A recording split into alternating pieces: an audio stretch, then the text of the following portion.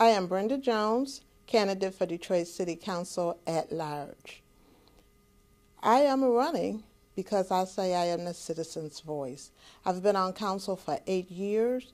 In those 8 years, I have said I stand up for Jones, jobs, opportunities, neighborhoods, education, and safety. Those are the things that I have been fighting hard for the last 8 years.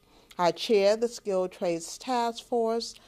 I know that there are many jobs that are available in the city of Detroit, jobs that are available for our veterans. We also chair the Veterans Task Force. Opportunities exist because I was a small business owner, so I know that there are plenty of opportunities in the city of Detroit. Neighborhoods are very important to our city. Our citizens have lived in the neighborhoods all for so long. Our neighborhoods are very important. Education. We must tell our children, go to school, get your education.